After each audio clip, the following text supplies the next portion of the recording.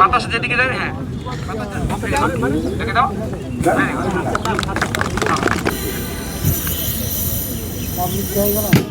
Very good, very good.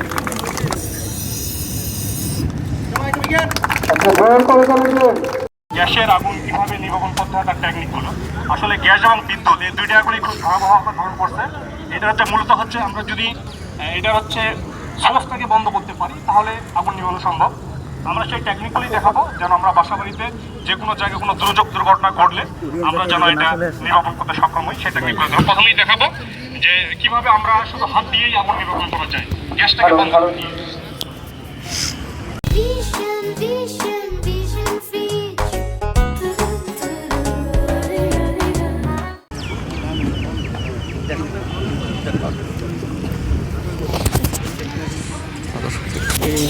একটি gas cylinder থেকে আগুন লাগার পরে সেটিকে কিভাবে আসলে আমাদের এই গ্যাস এবং আগুনের মাঝখানে একটু জায়গা ফাঁকা আছে, সেই জায়গাটা আমরা হাতে দিয়ে বরফ করে দিই, গ্যাসটাকে বন্ধ করে দিই, আগুন নেমে যাবে।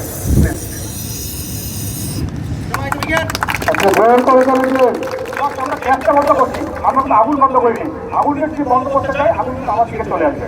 আমি জাস্ট গ্যাসটা বন্ধ করবো। প্লিজ কেউ আসেন, একজন আসতে পারেন, আপনারা কেউ আসতে পারেন। ভাই ভাই ভাই সামনে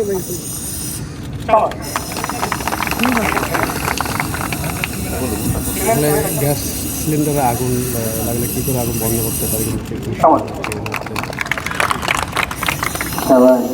এখন আমরা দেখাবো যে কিভাবে আমরা আমাদের বাসাবাড়িটা প্রত্যেকেরই মাঠে যাচ্ছে, আমরা এই বালতি এবং মাটির দিয়ে কীভাবে অগ্নি নির্বাপন করতে পারি। আমরা যদি অক্সিজেনে কাট করতে পারি তাহলে অগ্নি নির্বাপন করা যায়, গ্যাসের আগুন দিয়ে নির্বাপন সম্ভব। জাস্ট আমরা হচ্ছে অক্সিজেন থেকে কাট অফ করে দিলাম, আগুন চলে গেল। কেউ আছেন?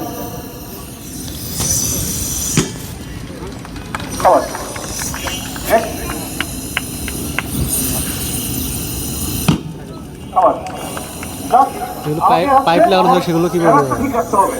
আমি আবার সবাই একটা হাতে তালি দিই, সবাই একটা হাতে তালি দিই। আমাদের তো লাগে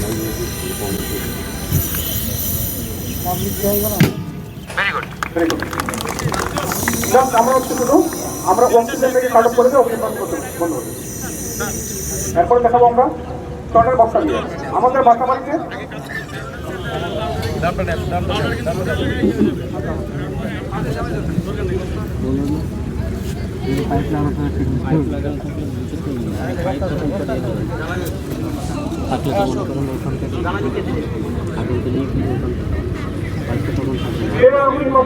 এখন দেখানো হবে। এইটা তো হচ্ছে তেলের আগুনে মূলত হচ্ছে অক্সিজেন থেকে কাট অফ করে দিতে হয়।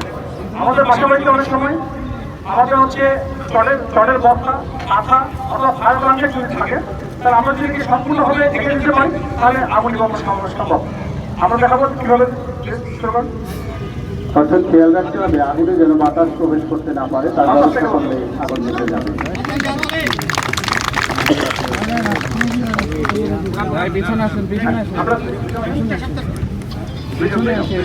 এটাকে ক্রস করে দিতে হবে যেন কোনোভাবে বাতাস ঢুকতে না পারে অথবা অক্সিজেন নিতে না পারে।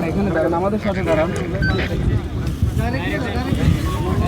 পাশের লোকজনের হাততালির আওয়াজ কম, পূর্ব পাশের লোকজনের আওয়াজ বেশি, পরে দেখবো কাদের আওয়াজ বেশি।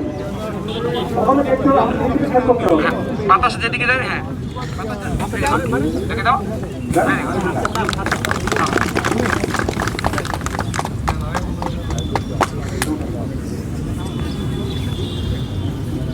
এখন দেখো আমরা ফায়ার এক্সটিংগুইশার দিয়ে অগ্নি নির্বাপন করা।